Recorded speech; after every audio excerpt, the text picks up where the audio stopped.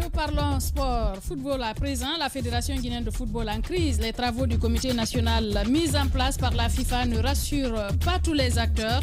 Entre suspicion et constat réel, deux camps se livrent une bataille autour de la gestion et les proches du ministre d'ailleurs ne sont pas épargnés. Justement, nous avons dans ce studio Mamadou Chérif Diallo.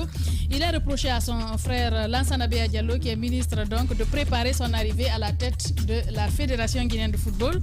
Monsieur Diallo, bonjour, bienvenue chez les Grandes Gueules. Bonjour.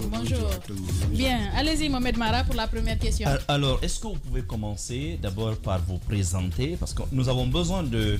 je ne sais pas si dans le studio l'un de vous connaît M. Diallo. Moi, j'avoue que je ne le connaissais pas avant notre premier contact il y a 2 jours. Est-ce que vous pouvez commencer par vous présenter? Les Grandes Gueules. Je suis dans le cadre du sport, peut-être. Je suis Mamadou Chérif Diallo. J'ai été président délégué du HAFIA de 2000 à 2011, pendant 11 ans. Et j'ai été membre de la Fédération guinéenne de football de 2011 à 2016 et commissaire à la CAF de 2011 à 2016. En même temps, représentant de la fédération au niveau de la ligue professionnelle. C'est moi qui devais suivre comment une ligue doit se mettre en place. Ah, je comprends mieux. 2016, donc cette date revient par 3 fois. J'imagine donc vous faites partie de tout ce bureau qui était avec monsieur Salifou Kamara Super V, donc qui avait été qui avait su un ouragan à l'époque, qui avait emporté, balayé tout le monde. Et aujourd'hui, est-ce que vous comprenez que monsieur Blaise Camara, Mamadou Blaise Camara, est venu vous accuser ici, en tout cas accuser le ministre de tout mettre en œuvre aujourd'hui pour baliser votre retour? Alors, la question que je me pose est de savoir, est-ce que vous êtes à ce jour frappé d'interdiction selon l'article 33 au point 4, notamment pour revenir à nouveau au sein de la Fédération guinéenne de football? Bon, écoute, je voulais un peu vous expliquer, quand j'étais à la Fédération, les différentes réformes que j'ai apportées. Jusqu'à présent, ces réformes sont en place. Et l'une des réformes, d'ailleurs, le même Blaise dit que la réforme doit porter mon nom. Quand je suis venu à la Fédération, vous avez, le football sont des escaliers. Je n'avais que la Ligue 1, la Ligue 2, la division nationale. Donc j'ai été l'acteur principal pour que la division nationale 1 et 2. Et quand je l'ai créé, lui, Blaise, il était l'un des premiers à s'opposer. Vous savez, les réformes sont dures. Quand vous les mettez, les gens s'opposent automatiquement. Et tous les clubs sont venus voir, non, lui veut nous chasser du football. J'ai dit non, le football c'est des étapes. Il dit un footballeur aujourd'hui, à ce niveau, doit compétir au moins 18 matchs par an. 18 matchs. C'est-à-dire, il faut compétir, il faut qu'on délocalise un peu pour que, à l'époque, tu joues pas, tu restes en division nationale. Et j'ai créé jusqu'à présent, c'est ceux qui restent là-bas, ils vont dire, ah, c'est lui qui a raison. Donc lui-même, Blaise, dit, ça doit porter son nom. Donc moi, je ne suis pas frappé par un article qui dit que je ne veux pas. Mais comment alors vous comprenez ces accusations dans le feu de l'action? Aujourd'hui, on est dans une refondation, comme beaucoup le disent. Comment comprendre ces accusations? Est-ce que vous rêvez d'occuper la tête de la Fédération guinéenne de football? Vous savez, les Guinéens ont quelque chose à la tête. Au fait, la dernière fois, vous avez le monsieur qui était là, vous a laissé sur votre faim, quand vous l'avez demandé qu'est-ce qu'il faut faire à la fédération, quelles sont les élections. Une fédération, il faut venir avec un programme.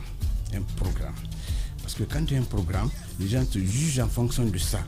Mais les élections étaient organisées de sorte que quand tu viens par poste, par exemple, Mara peut venir de Zérokoré, moi de voir de Koya, on se retrouve, et pour être élu, il faut passer par des sacs d'argent. Tu vois, soudoyer les gens, au lieu de poser un programme. Clairement. Cela se passait à la fédération? Tout à fait. Les élections étaient minées par des sacs d'argent. Corruption. Tout. Vous prenez des coups là, avec les élections, vous voyez, un vote pour moi, je suis candidat. C'est un programme. À l'époque, vous n'avez que un monsieur et moi qui n'ont jamais fait. Moi, on me disait, ah, c'est un blanc, ne partez jamais vers lui parce qu'il ne donne pas l'argent. Je dis, non, c'est pas ça. Moi, votez parce que je suis compétent, j'ai fait mes preuves, vous ne votez pas pour moi, vous gardez. Et ça les a poussés à attention. Il y a un nom d'Arago. Donc, c'est comme ça. Voilà.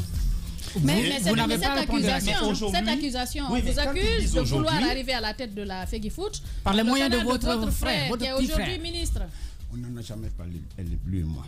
Je vais vous dire aujourd'hui, avec mes compétences, j'ai été contacté par le Conor pour occuper le poste de vice-président de la commission des compétitions. Et quand je suis venu, les Grandes Gueules. Donc vous êtes membre du Conor? Non. Oui, commission de compétition, pas membre du Conor. Le Conor, il y a 4 personnes. Et quand les 4 sont venus, j'ai dit à plus tard, ah écoutez, les gens là sont des connaissent pas le football. Approchez-les pour qu'on les aide, pour que nous sortons de ça. Parce que le problème du football, c'est quoi? C'est un problème d'ego. Aujourd'hui, vous n'avez pas besoin d'avoir de l'argent pour gérer de la fédération. Vous avez minimum 6 millions de dollars. 6 millions sur les 4 ans qu'on vous donne. 4 millions pour le fonctionnement pendant 4 et 2 millions où il faut présenter un projet éligible et on vous donne l'argent. Vous comprenez donc? Et ça va aller au-delà de 6 millions. C'est l'appétit maintenant des gens. C'est parce que ici en Guinée, on dit tant que tu n'as pas l'argent, tu ne peux pas occuper un poste à la fédération. On n'en a pas besoin. Tous ceux qui occupent ce poste de président ne prennent pas leur argent pour mettre. C'est l'argent de la FIFA, de la CAF. Et aujourd'hui, qu'est-ce qui fait souffrir notre football? C'est le développement. Il faut qu'on développe le football à la base. Et les montants qu'on nous présente, la donnée si le football guinéen, par exemple, il marche à cause d'Antonio Soiré, il marche à cause d'un tel. De Mathurin, c'est faux. C'est quoi la vérité? Je vous dis que c'est faux. C'est tout à fait mais les gens investissent quand même dans leur club. Alors, quand je parle de la fédération. À la fédération, personne n'investit un franc qui l'appartient. Mais il y a quelquefois des problèmes qui se posent même avec les primes de certains des joueurs par rapport à certaines rencontres. On nous dit, vous savez, quand il paye, attention, quand il paye, il récupère. Il y a beaucoup de façons de récupérer son argent à la fédération. Vous savez, quand l'équipe participe à une compétition, il y a des ristournes. Quand vous participez, c'est ristournes. Des gens, attention, j'ai avancé ça, payez-moi. Et on le paye. Et à quelle hauteur d'argent? Personne ne met un franc à la fédération pour faire devenir la fédération de football. Voilà. Monsieur Chérif, est-il intéressé à occuper ce poste au terme de cette transition? Vous savez, ça ne m'intéresse pas. Moi, je suis un spécialiste en développement du football à la base. C'est ce qui m'intéresse. Quand vous longez aujourd'hui la rue, les enfants jouent. Il faut sortir ces enfants. Les guerres qui se passent à la fédération, ça affecte qui? Ton enfant, mon enfant qui joue dans la rue. Qui ne sait pas. Aujourd'hui, regardez, pourquoi l'entraîneur prend des enfants à l'extérieur? Ils ont de la formation. Quand je parle de la fédération en 2006, Les grandes gueules. j'ai dit pour sortir notre football, il faut faire la formation. Ça, j'ai touché toutes les entités. Ça, j'ai fait ça. J'ai fait ça pour la formation. Et vous savez, le Guinéen, pour lui cacher l'argent, surtout les gens de football, met l'argent dans ça. Tu le donnes, il ne lit pas. Même les règlements, ils ne lisent jamais. Ils sont là, ils te rendent l'habit, donne-moi un peu. Je vote pour ça. C'est pourquoi, quand les nouveaux statuts sont sortis, moi j'ai regardé les nouveaux statuts. Quand je les regardé, j'ai dit, c'est bien, enfin, les gens reviennent sur la liste. Parce que qu'est-ce que c'est qu'une liste? Les gens n'ont pas pu. Les grandes gueules.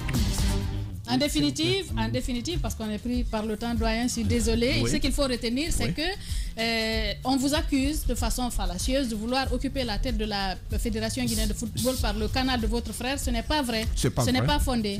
Vous ne rêvez pas d'être là. Non, jamais. Bien. C'est-à-dire, tous ceux qui sont venus à la tête de la fédération ont eu besoin de moi pour que je fasse des études pour eux. Voilà. Mamadou Chérif Diallo, merci d'avoir accepté notre invitation ce matin. Merci beaucoup. L'émission continue dans un instant.